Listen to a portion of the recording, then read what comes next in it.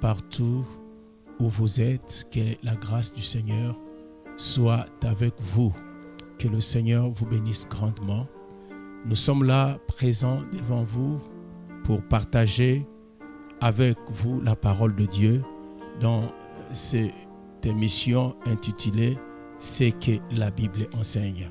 Ce que la Bible enseigne est une émission qui est focalisée sur les grands sujets de la Bible. Nous allons voir pendant tout ce temps beaucoup de sujets sur des doctrines bibliques, sur ce que doit être fondé notre foi. Et en ce jour, ce soir, nous commençons ce premier numéro par ce thème, le ministère don, ou les 5 ministères que nous trouvons dans l'Église. Prions le Seigneur. Père, nous te remercions pour la grâce que tu nous accordes de partager la parole. Il est écrit dans ta parole, ils seront tous enseignés des dieux. Mon peuple périt faute de connaissances. Enseigne-nous, que l'homme ne trouve pas sa place, mais que toi, tu nous enseignes. Amen. Le ministère don. Éphésiens, le chapitre 4, du verset 11 au verset 14. La Bible dit, « Il a donné les uns comme apôtres, les autres comme prophètes, les autres comme évangélistes, les autres comme pasteurs, docteurs, pour le perfectionnement des saints en vue de l'œuvre du ministère et de l'édification du corps de Christ, jusqu'à ce que nous soyons tous parvenus à l'unité de la foi et de la connaissance du Fils de Dieu, à l'état d'homme fait, à la mesure de la stature parfaite de Christ, afin que nous ne soyons plus des enfants flottants et emportés à tout vent de doctrine, par la tromperie des hommes, par leur ruse, dans les moyens de séduction. » Comme nous venons de le dire, bien-aimés, nous parlons ce soir, dans ce premier numéro de ce que la Bible enseigne, nous parlons du ministère don ou de 5 ministères. Eh bien, frères et sœurs, lorsque nous lisons la parole de Dieu, nous allons remarquer une chose, que la parole de Dieu, les Écritures, parlent de plusieurs ministères. Les Écritures parlent de tant de ministères. Et parmi ces plusieurs ministères que nous trouvons dans la parole de Dieu, nous voyons être introduit également le 5 ministères que nous appelons le ministère don. Il s'agit de ces 5 ministères qui va faire le sujet de notre réflexion pendant tout ce temps. Qu'est-ce que la Bible enseigne de ces 5 ministères? Qu'est-ce que la Bible enseigne du ministère don? Et avant d'aller plus loin, nous voulons commencer d'abord par comprendre ce que c'est le terme ministère. C'est quoi le ministère? Bien-aimé, il est difficile pour un croyant qui a véritablement reçu l'appel au ministère don, de bien accomplir sa tâche, ce service du ministère, ce travail du ministère, s'il n'a pas commencé par comprendre lui-même ce que c'est le ministère. Eh bien, frères et sœurs dans le Seigneur, le ministère vient d'un terme grec appelé diakonos, qui signifie serviteur. Ça tire sa source du terme serviteur, qui lui-même veut dire en grec diakonos, qui signifie tout simplement serviteur. Donc, lorsque l'on parle du ministère, on veut tout simplement parler du service que l'on doit rendre. On veut tout simplement parler des besoins des autres, des membres de l'Église, du corps de Christ, de l'humanité auquel nous sommes appelés à répondre. C'est le service que nous devons rendre aux autres. Il est vrai aujourd'hui, quand nous considérons le ministère, on voit plus le ministère être paré de la gloire.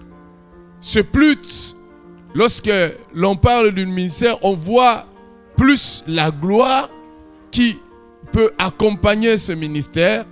Mais dans son sens propre et strict, le ministère, c'est le service que l'on doit rendre.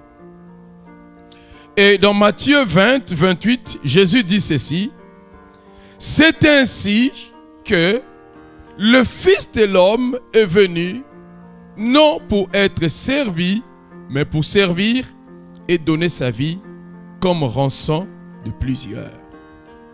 Jésus dit dans ce livre de Matthieu 20, 28 que nous venons de lire, que le Fils de l'homme n'est pas venu pour être servi, mais le Fils de l'homme est apparu dans le monde pour servir.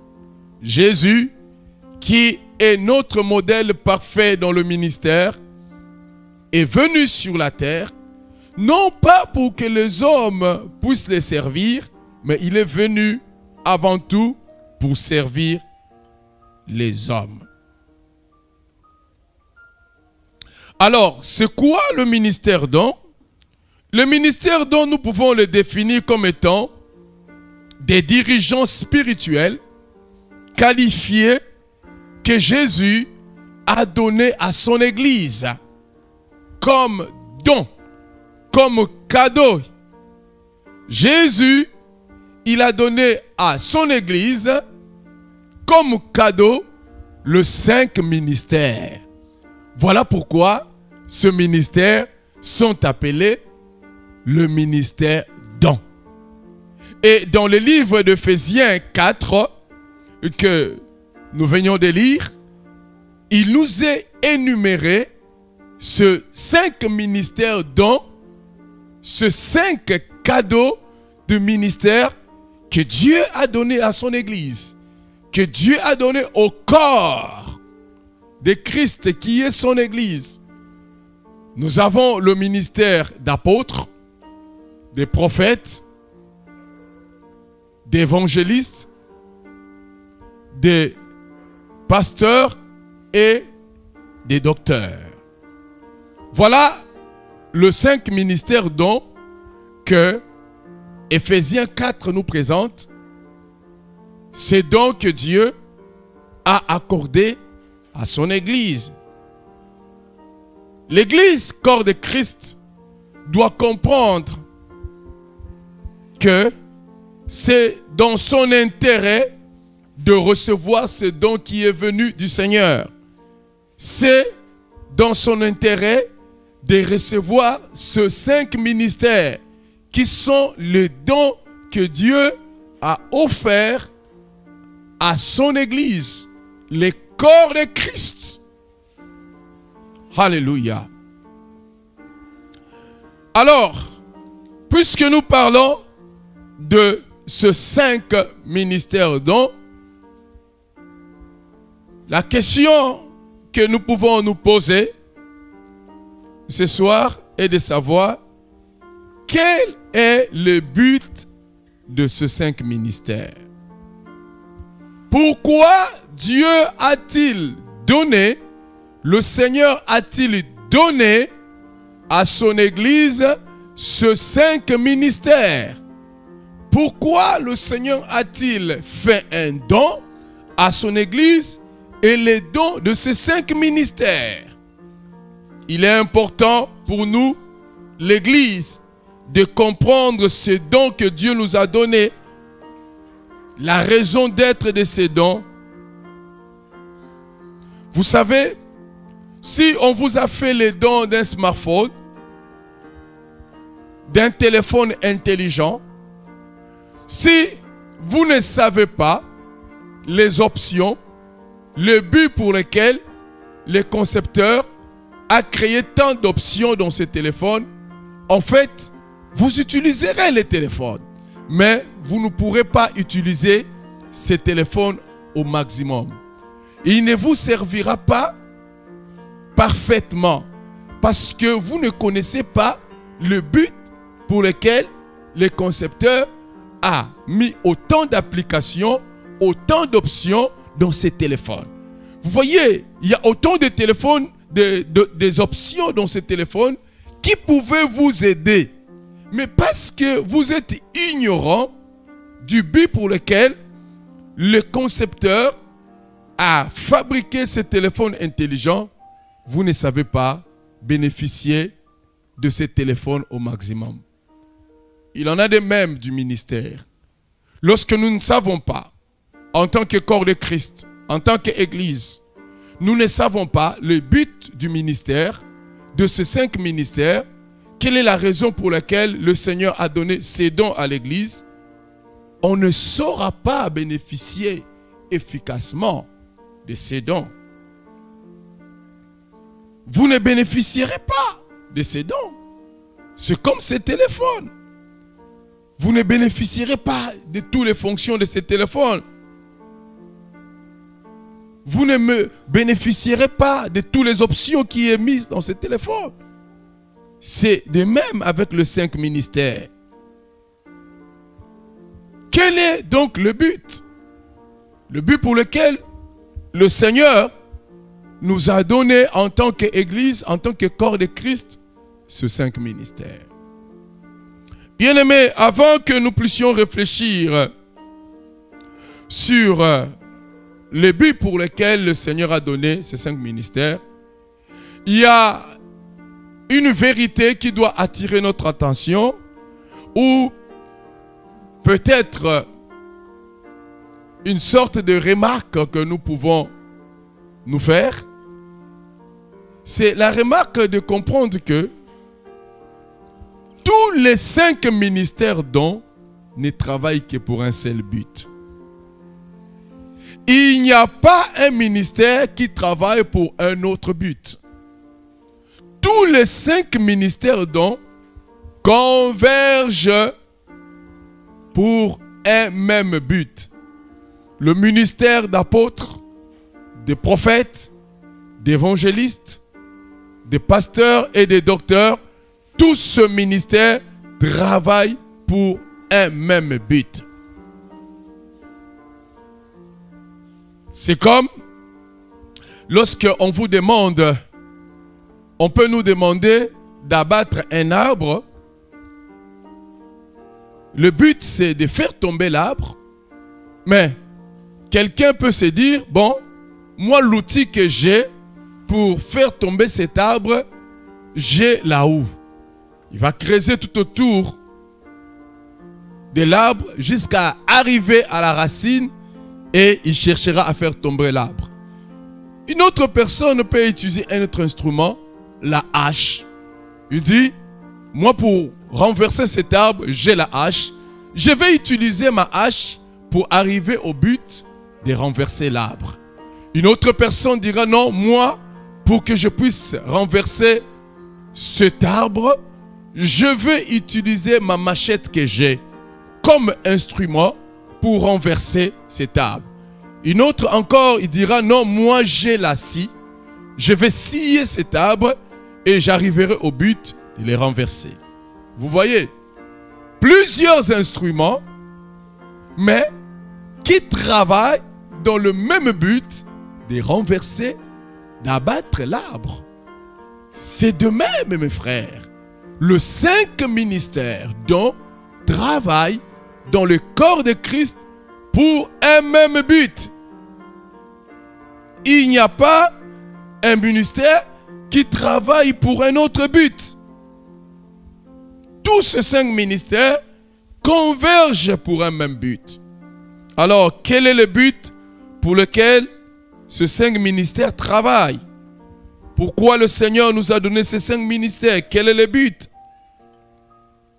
La parole de Dieu, lorsque nous la lisons dans Éphésiens 4, que nous avions lu, nous allons remarquer une chose, que la parole de Dieu présente des grands buts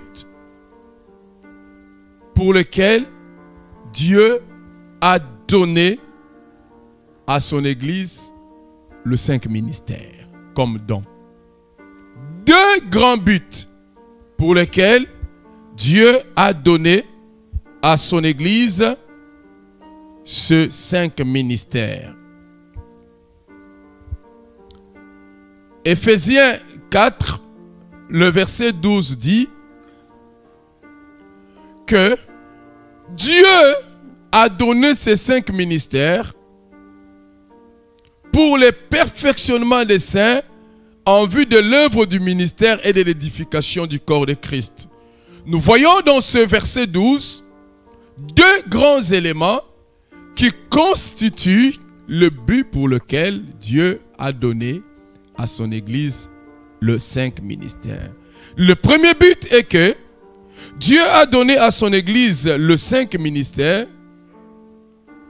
pour équiper le peuple de Dieu en vue du service. Les 5 ministères, que ce soit le ministère d'apôtres, des prophètes, d'évangélistes, de pasteurs et docteurs, tous ces 5 ministères ont comme premier but de travailler pour équiper le peuple de Dieu en vue de l'œuvre du ministère, pour que ce peuple devienne capable par lui-même de servir celui qui les a sauvés, Jésus-Christ. Ces 5 ministères, là où il fonctionne, il poursuit ce but-là. La parole de Dieu dit, le fer aiguise le fer. De même, mes frères, les 5 ministères dons sont là pour aiguiser chaque croyant qui est un fer, mais un fer qui n'a pas été aiguisé. Si on vous donne la machette, on vous donne peut-être une hache pour travailler avec, abattre les arbres. Si la hache ou la machette n'a pas été aiguisée, bien aimé, vous aurez des difficultés énormes pour arriver au but. Vous aurez des difficultés énormes pour bien faire votre travail. Voilà pourquoi, mes frères, puisque nous sommes appelés un royaume de sacrificateurs, c'est-à-dire un royaume de serviteurs, Dieu a mis en notre disposition 5 ministères dont qui doivent travailler pour nous préparer, pour nous équiper, pour nous aiguiser, afin que nous soyons capables, prêts à servir le Seigneur dans son champ qui est le monde. Un enfant de Dieu qui n'a pas passé sous ce ministère, c'est un enfant de Dieu qui n'a pas été préparé pour servir le Maître. C'est un enfant de Dieu qui n'a pas été aiguisé pour servir le Maître.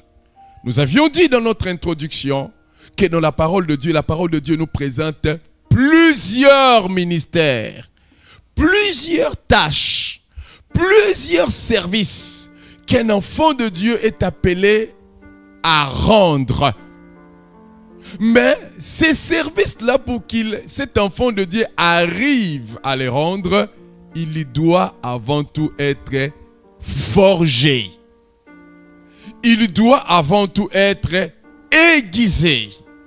Et ce sont ces 5 ministères qui travaillent pour nous aiguiser. Qui travaillent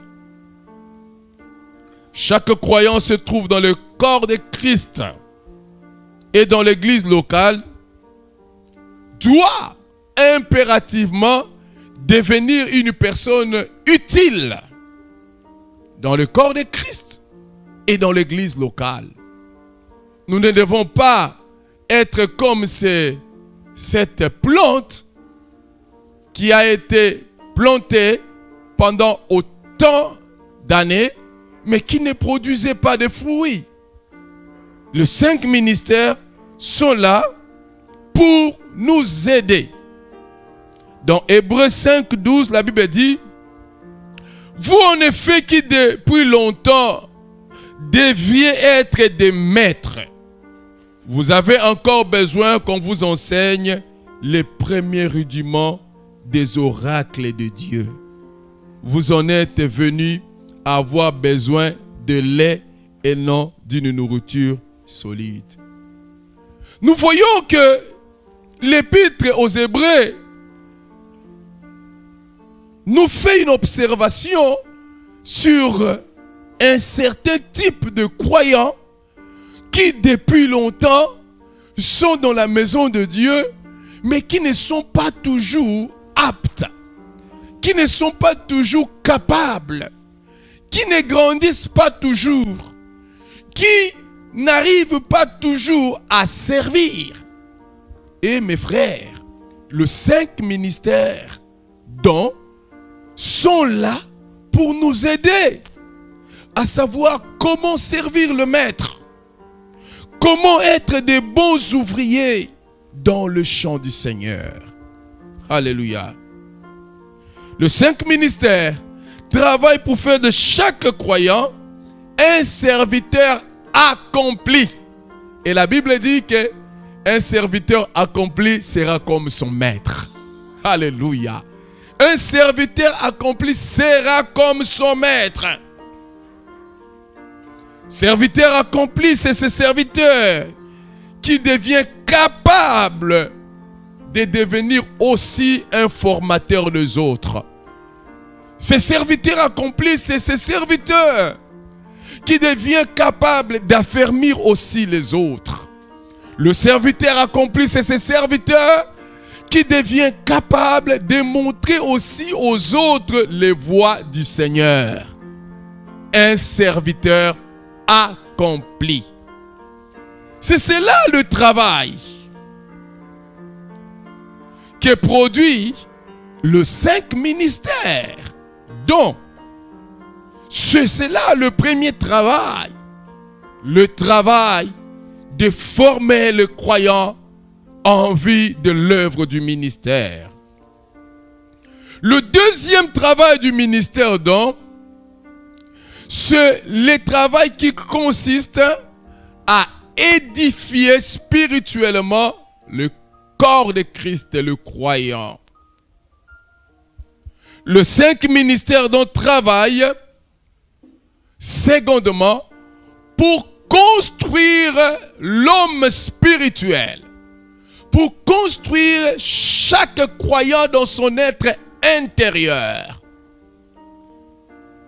Bien-aimés, vous le savez, nous sommes appelés après notre conversion à travailler de façon à devenir semblable à l'image de Christ.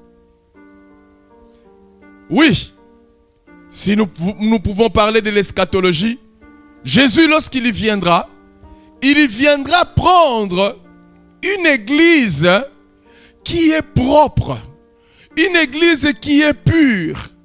Il viendra prendre un peuple qui est devenu semblable à lui dans son caractère, dans ses œuvres, dans sa conduite, dans sa façon de marcher. Un peuple qui est devenu semblable à Christ. Et les 5 ministères dons ont comme but, secondement, de travailler à la croissance de cet homme intérieur. C'est comme notre corps humain. Nous avons besoin pour être forts dans notre corps et en bonne santé, nous avons besoin des éléments de construction, nous avons besoin des éléments de protection et nous avons besoin d'autres éléments qui doivent travailler pour nous construire. Sans cela, nous serons faibles et prêts à être emportés par n'importe quel vent des épidémies parce que nous ne sommes pas construits. Alors, le ministère donc travaille dans le sens de nous construire spirituellement, afin que nous devenions des pères spirituels, afin que nous devenions des mères, afin que nous devenions de ceux qui encadrent les autres, afin que nous devenions de ceux qui sont semblables à Christ, par nos pensées, nos actes, nos actions, devenus semblables à Christ. Alors pour le faire, ce ministère donc poursuit 4 objectifs pour arriver à nous conduire à être des serviteurs et des personnes qui sont semblables à l'image de Christ. Ce ministère donc va travailler pour atteindre 4 objectifs. Le premier objectif de ce ministère dont travaille pour nous amener à servir et à être semblable à Christ, le 5 ministère dont travaille de façon à nous conduire à la même foi que les apôtres. La même foi que les apôtres ont eu, les mêmes fondements sur lesquels leur vie s'est reposée, le ministère donc va travailler pour bâtir notre vie sur la même foi que la foi des apôtres. Parvenu, la Bible dit, pour parvenir à la même foi que les apôtres. Deuxièmement, le 5 ministère donc travaille de façon à nous conduire à avoir la même connaissance, tous, à avoir la même connaissance de Christ, à avoir la même révélation de Christ. En troisième lieu, le 5 ministère donc travaille de façon à nous amener à devenir des hommes formés spirituellement. Et en 4e lieu, le 5 ministère travaille de façon à nous rendre parfaits comme notre Seigneur le Christ.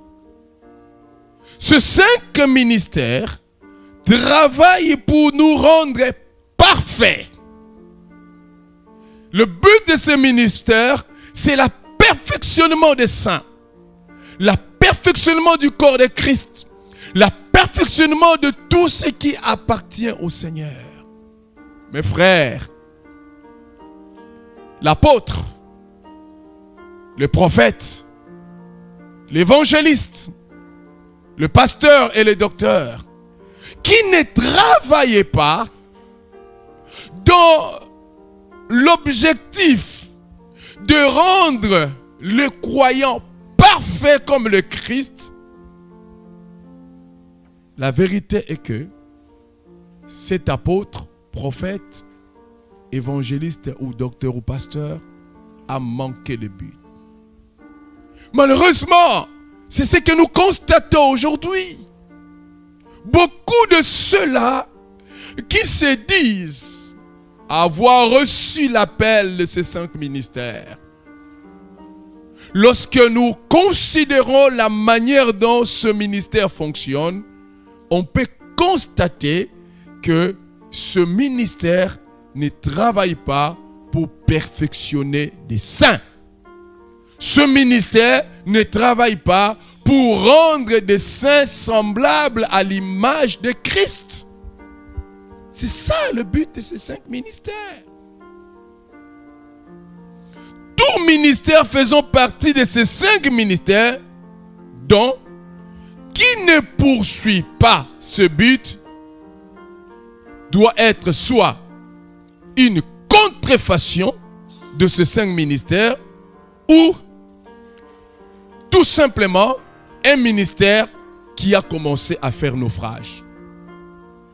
Si nous ne poursuivons pas ce but de rendre les saints parfaits en Christ, en tant que prophètes, apôtres, évangélistes, pasteurs et docteurs, nous devons savoir, soit nous sommes tout simplement la contrefaçon de ces 5 ministères, ou tout simplement nous avons fait naufrage.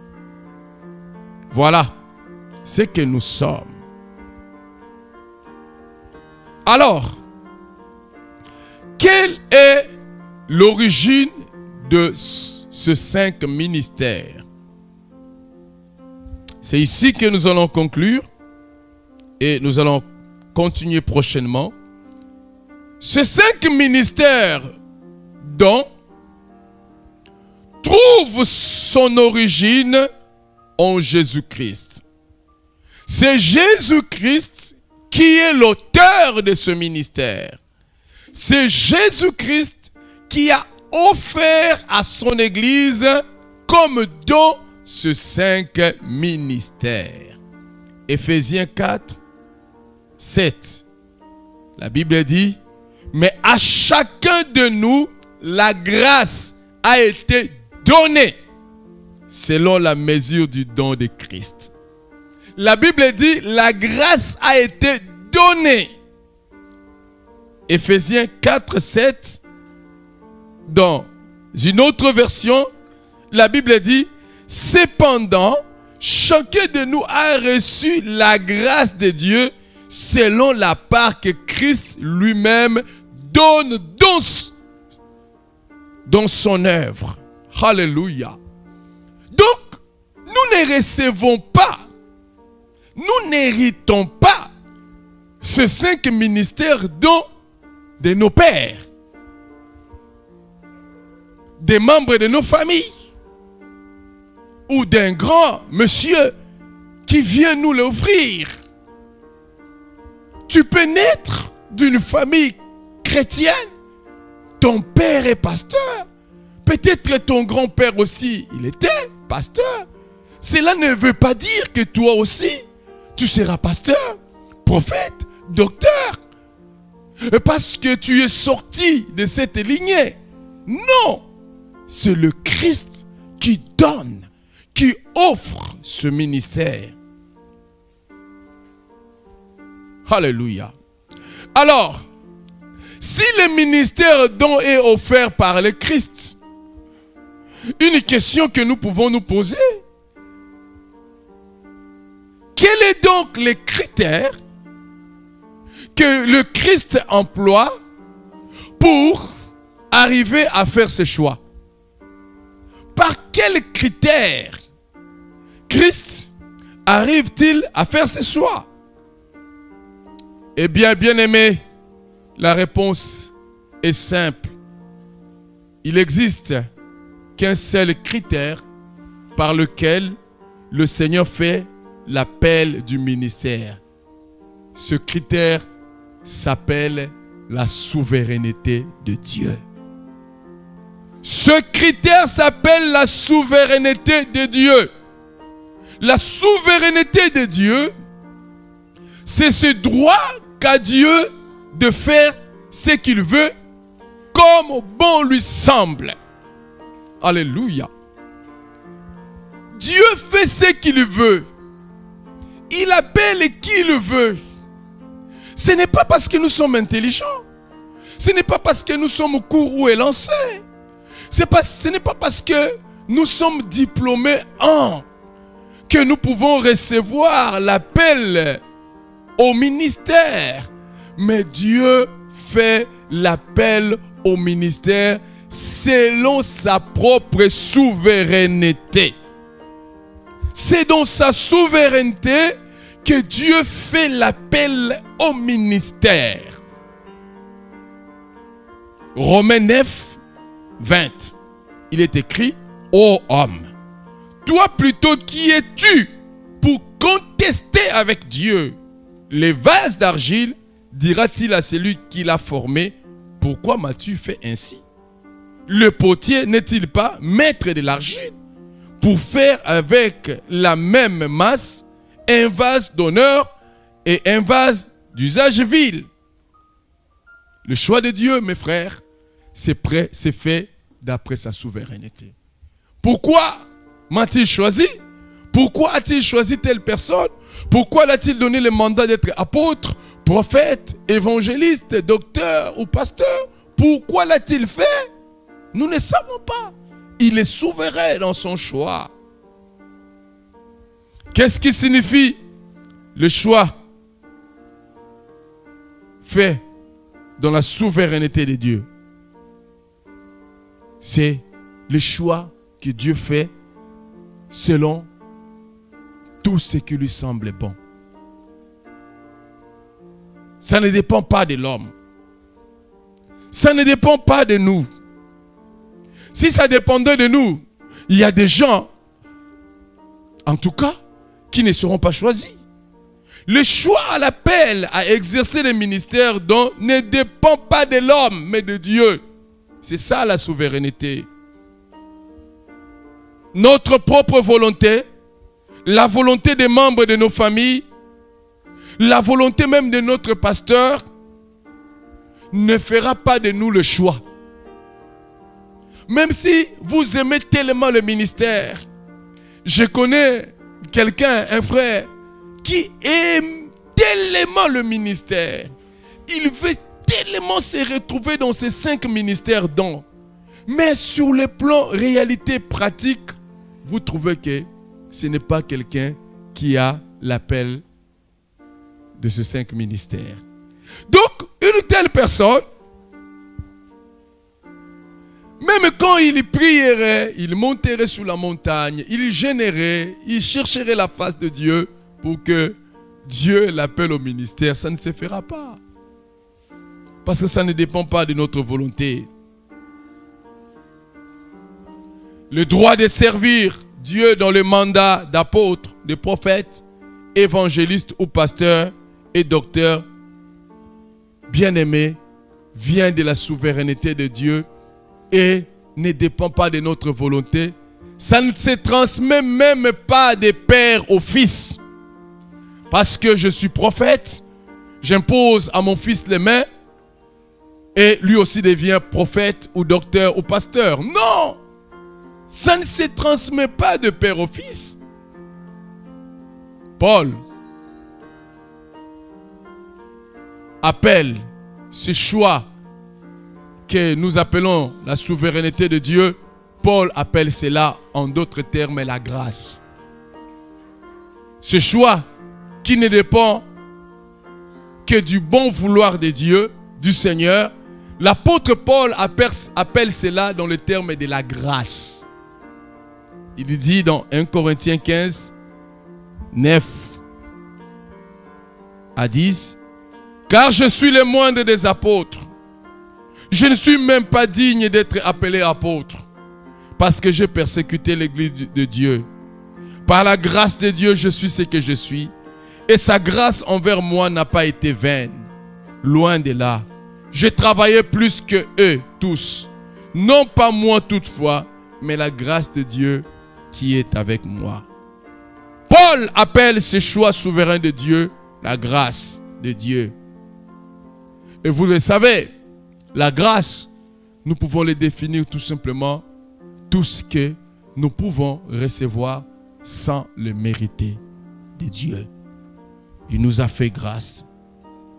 Bien-aimés, sans la souveraineté de Dieu, un homme tel que David ne pouvait pas être choisi comme roi d'Israël. Dans 1 Samuel 16, 4 à 12, lorsque le prophète, le grand prophète, est entré dans la maison de David, vous allez remarquer une chose. Le prophète a été attiré par l'apparence du grand frère de David. David était même ignoré par son propre père. Lorsque le prophète appelle tous les enfants, son père n'a pas appelé David pour être là. Il a été ignoré dans la savane. Mais c'est lui qui était le choix de Dieu. Dieu ne choisit pas par rapport à nos préférences, par rapport à notre volonté, par rapport à nos désirs. Son choix est souverain. Il est le fabricateur du vase. Il est le potier. Il fait de son argile ce que bon lui semble. Il donne la forme à son argile comme bon lui semble. À certains, il les a forgés, il les a donné la forme d'être apôtres. À d'autres, il les a donné la forme d'être prophètes. À d'autres encore, il a donné la forme d'être évangéliste. Et d'autres, il donne la forme d'être pasteur et docteur, selon sa souveraineté. Alléluia. Le ministère don ou les 5 ministères. C'est notre première série et que le Seigneur vous bénisse. Prions le Seigneur. Père, je te remercie pour cet enseignement. Permets que par cet enseignement, ton peuple soit encore davantage instruit, béni. Que ta main puissante soit sur ceux-là qui écoutent cet enseignement et que leur âme soit édifiée. Au nom de Jésus, nous avons ainsi prié. Nous disons Amen. Libre de nos chaînes, nous marchons vers toi. Ta main souveraine a fermé nos pas. Armée de lumière, couronnée d'éclat, sois